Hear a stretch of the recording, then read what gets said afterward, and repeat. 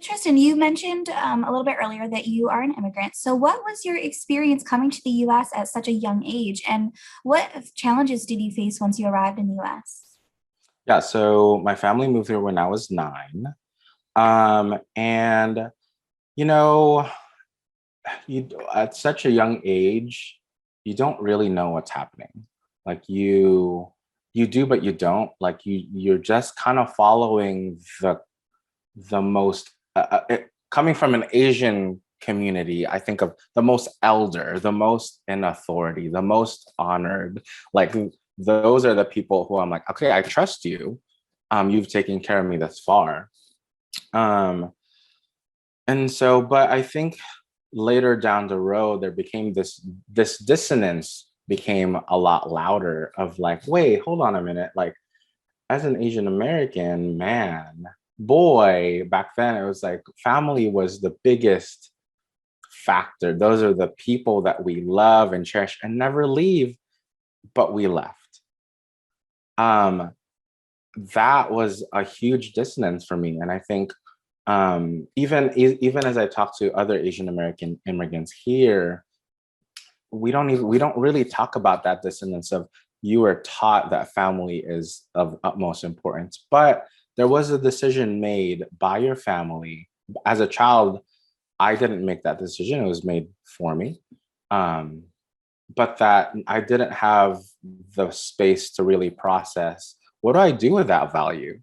How do I reclaim that? How do I um, walk through the next few years of my life as a kid, not understanding the rules of the host country, having to learn that by myself, but also feeling the loss of wait, hold on, like we were taught that family is everything, but we've left.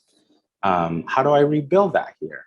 Um, and all of those things I think unspoken because and for me, I was very aware as a kid. I'm the eldest son in an Asian family. There's certain unspoken responsibilities that fall on me.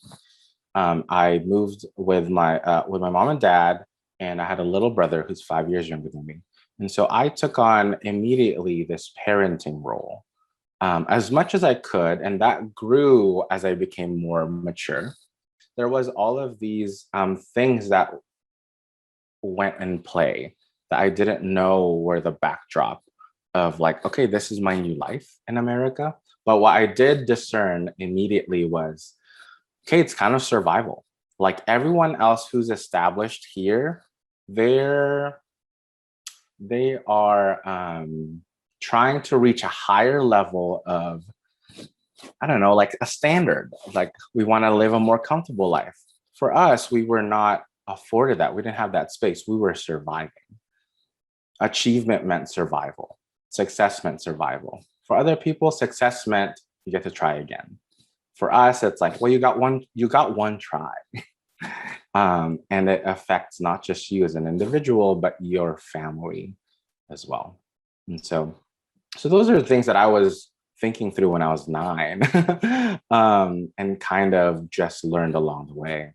So, kind of piggybacking off of that, once your family moved here and feeling in charge, like how did you and your family find a sense of community? Were you able to? Yeah, so we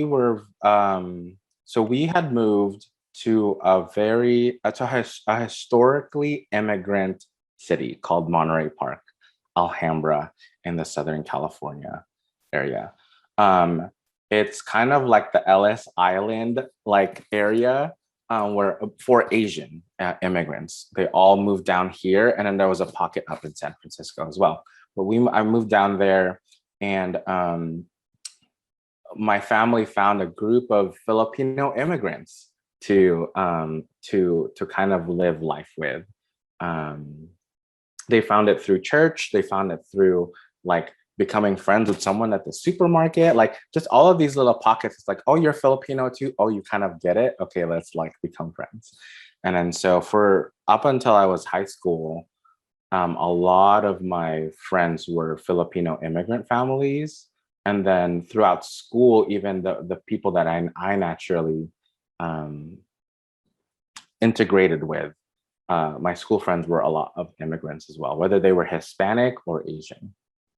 In your intake form, you mentioned emotional health and communal health. Can you elaborate on the importance of those to you? Yeah, so I think so emotional and communal health is super, super important to me. I studied psychology, multicultural psychology in college. Almost went into research, studying specifically Filipino American like psychology.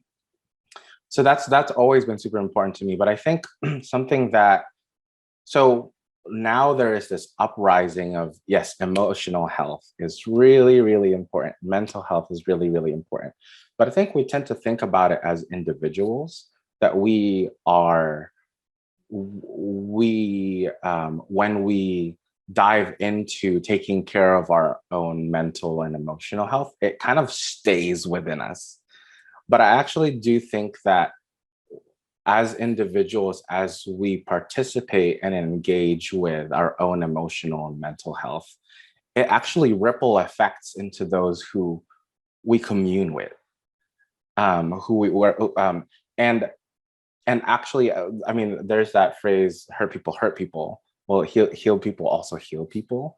And as I think each of us have the opportunity, but also the responsibility to participate in communal health. And this is just me as an Asian American, always thinking about who's in the room, who do I interact with, what dynamics am I participating in. But I think in my life in general, I want to be a person that heals other people, not just heals me. I think that's the first step. But I think my end goal is I want people to find me and my spaces peaceful, joyful, like loving, gracious, like all of these things. I think will create a better world. I think if we just took care of our own emotional and mental health, I think it will create a better world. But I also think that if we actually think about it um, not in response, but in a grander scale of we are not just ever by ourselves. Nor I don't think we were create like we exist just by ourselves. Um, if we think about the ripple effect of that, I think exponentially the world will get better because we are engaging with something that's so natural, which is to be in relationship with people. And then so I do think that each of us can participate in the health of our communities, whether that differs from person to person. Maybe it's just your roommate. Maybe it's your partner. Maybe you're living with your family. Maybe it's your coworkers. Each of us kind of have to decide, okay, which communities are we engaging with? And how can I go through my own like journey of healing and I don't know. Yeah, so just kind of rambling on, but I truly think that it's never just individual, communal. It's always both. I definitely like that perspective. And I think Americans tend to be very individualistic in culture. Like we're kind of like, it's like, I'm going for this, it's me, me, me. And so I think that Americans could really benefit from taking more of a communal mindset and just kind of like looking out for others and like our communities. So kind of going off of that, do you have any advice for the younger generation that has or is immigrating to America? Yeah. So kind of thinking back about what I said earlier about, at least for me and how I experienced or perceived immigrating here, success meant survival for my family.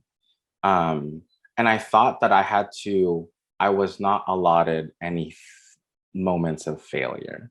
Um, but I think later on down the road, and as I watched my brother walk through his own immigration story, my mom, my dad, I kind of realized that we all took it at different paces. And my advice to young immigrants, first generation immigrants here in America, is to take it at your own pace. Learn the rules that no one will really teach you. Like it's okay if you don't understand. Um, there are certain things that you can do at your own pace because it is going to be really overwhelming in the beginning. And so to have that expectation, and you will have that expectation of yourself of, I need to know this now. I want to rewrite that narrative and just let people know that I did it at my own pace and I learned a lot and I adjusted my pace along the way. And I think young immigrants, it would be healing to hear that you don't have to have it figured out immediately, that you could learn things and explore things in your own time.